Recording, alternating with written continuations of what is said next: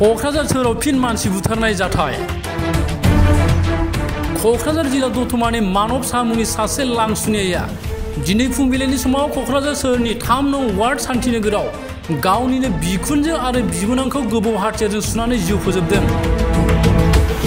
मिथिनो मोननाय बादिब्ला डाइभर्स जाखांनायनि उनाव गावनि बिमा बिफानि न'आव थाफैनाय गावनि बिसिखौ लांफिननो नागिरनायाव मोनलायैनि थाखाय गावनि बिबोनां आरो बिखुनजोखौ जिउ फोजोबदों। बोलि जानांनाय बिखुनजोनि मुङा कल्पना मालिक आरो बिबोनांनिया दीपशिखा मालिक होनना सिनायथिदों। ओनसोलनि मानसिफ्रा बुंथिनाय बायदिब्ला दुथां मानब साहाया थांनाय माखासे दान सिगां बिसि थाखानानैबो गुबुन सासे आइजोजों मोजां मोनलायनानै दोनखारलांदोंमोन। जाहोनाव बिसोर सानैखौ गुबुन रायजोआव माखासे सुबुंफोरा हमनो हायो आरो बोखाफिनो। फिसायनि बेबादि आखुआव गावनि असे बिसि दीपिका मालिकआ मानब साहाखौ नागारदोंमोन आरो गावनि बिमा बिफानि न'आव थाफैफिनदोंमोन। फारसेथिं मानब साहाया न'आव फैफिननानै गावनि गिबि बिसि दीपिका मालिकखौ लांफिननो नाजाबाय थानायाव गावनि गिबि बिसि आरो नखरा राजि गैयैलाय जोबथायाव गावनि बिखुनजो कल्पना मालिक आरो बिबोनां दीपशिखा मालिकखौ दिनै फुंबिलियाव गोबौ हाथियारजों सुनानै जिउ फोजोबो। दिनै फुंबिलिनि 5:10 समाव क'क्राझार सोहोरनि 3 नं वार्ड शान्तिनगराव बे जाथाया सोमजियो। बे समाव कल्पना मालिक आरो दीपशिखा मालिकनि गोथै देहाखौ नायबिजिरनो थाखाय क'क्राझार पुलिस थाना फारसे लानानै फैबाय। बे समाव जाथायाव ओनसोलनि MLA लरेन्स इस्लारियाबो फुंबिलियाव नुजाथिना खौरां लाहैयो।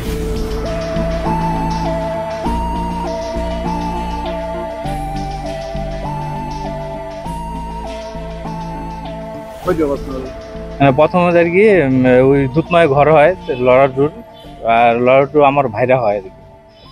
এই তো আর কি এনেকুৱা মাৰ্ডাৰ কৰেছে, মানে আগত একটা চলি লয়ে পালাইছিল আৰ কি। পালানোৰ পৰে পিছত মোৰ চলিটো শাশুড়ি লৈ আহিছিল ঘৰত, মানে কোনে পালিব বুলি মানে একতো নাই তাৰ ঘৰত, এই বুলি লৈ আহিছিল।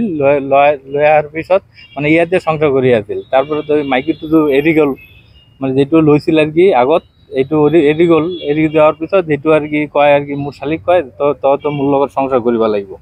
তাৰপিছত হলো সেইটো তো যাওয়া নাই, কিন্তু কিবা ফোনে কিবা কিবি আর কি ধমকি দিয়ে আছিল, এইটো তো মই নাজানো। কিন্তু তোর আর কি এতিয়া শুনি আছো আগৰ পৰা কি ফোনে কিবা ধমকি আমি ভিনী হিচাপে তো কোৱা নাই মোক। তাৰপিছত এনে আজি ৰাতিপুৱা 5টা 5:30 এনেকুৱা ঘটনা কৰি গেছে। এইটোৱে আর কি। দুজনের ডেট হয়েছে, স্পট ডেট হয়েছে দুজন, মানে হসপিটাল লগালগ ডক্টরে গেছে একটু ডেট হয়ে গেছে। মার্ডারের নাম কি? মার নাম হলো কল্পনা মল্লিক, বয়স হবো 58। আর যেটু আর কি মহিলাটো আছিল মানে এইটোর বয়স 35 হবো, নাম হল দীপশিকা মল্লিক। ঘটনাটা কোন হয়েছে? ঘটনাটা হয়েছে এইটো শান্তিনগরী কয় 3 নম্বর ওয়ার্ড, নিয়ার দ্বিতীয় ব্রিজ, পুরানা দ্বিতীয় ব্রিজ কয় যেটো এইটোই আর কি। জনে মার্ডার করেছে নাম কি? সেইটো আর কি মানে কোয়া মতে তো আমি দেখা নাই, কিন্তু পরিয়ালে কোয়া মতে আর কি সেইটো আর কি মিঠুন শাহ ভাল নাম, আর ডাক নাম হল মানব শাহ। আর সেইটো মানে যেহেতু কি হবো তোমরা মানে এইটো আর কি জেঠ শালিক আর কি মার্ডার করেছে। এইটো বাধা দেওয়ার কারণে মানে বণিক সংসার করিবা দেওয়া মানে দেওয়া নাই কারণেই আর কি সেইটো মার্ডার করেছে আর কি। কিবা অস্ত্র দিয়ে হব মধ্যে দেখা নাই, কিন্তু শুনিছো। কিন্তু কিবা হ্যাঁ ঘৰত ধুমুহা মানে ৰাতিপুৱা হ'ব এনেকুৱা, হয়তো ৰাতিপুৱা উঠি কিবা বাথৰুমত যাব এনেকুৱা দৰজাটো খুলিছে, তেতিয়া এটাক কৰিছে। এটাক কৰাৰ পিছত যেটো সন্দেহ আৰ কি এইটো এটাক কৰিছে, পৰে হয়তো চিল্লাচিল্লি কৰেছে। তাৰপিছত মাইকীটো গেছে আৰ কি, ছোৱালীটো গেছে, যাওয়াৰ পিছত ছোৱালীটো এটাক কৰেছে। মাৰ্ডাৰ কৰাৰ টাৰ্গেট আইছে, সেইটো তো মাৰ্ডাৰ কৰাৰ টাৰ্গেটই হব। মাৰ্ডাৰ কৰা নহলে এনেকুৱা মার্ডার করার টার্গেট না থাকলে তো আর মার্ডার না করিলে হয়, কিন্তু ওই টার্গেটটো লয়ে আইছে। আর এতিয়া পিছতে তাতে মানে শাস্তি তো দিবাই লাগে, তাতে হয়তো ইনকাউন্টার কৰিব লাগে, নহলে ফাঁসি দিব লাগে। আৰ এনেকুৱা ঘটনা মানুষত্ব জ্ঞান থাকিলে তো এনেকুৱা ঘটনা কৰিলে নহয়।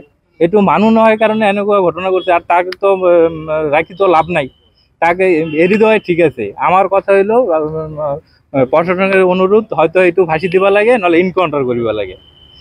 হ্যাঁ, এনেকুৱা মানুহ ৰাখি তো একদম আৰো কাৰোবাক ক্ষতি কৰিব পাৰে। বুঝলি আরো আত্মীয় স্বজন আছে, তোর মা আছে, ভাই আছে, বা আমি ভাইরা হই বা আমার পরে অ্যাটাক করিব বা কিবা থাকিব পারে।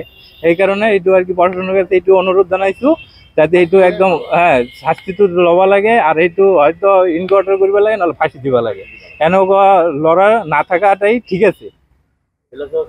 বেলেগ কিবা কিবি কৰিব পাৰে, আৰু সেইটো মানে ভালো নহয়, কিন্তু ভাল নহয় তেওঁ আৰ কি আগৰ পৰা খাৰাপই আছিল। খাৰাপ থাকাতো আৰ কি ইমান জানাজানি না আছিল, কিন্তু এনেকুৱা যে ঘটনা কৰিব এইটোতো মানুহ নহয়।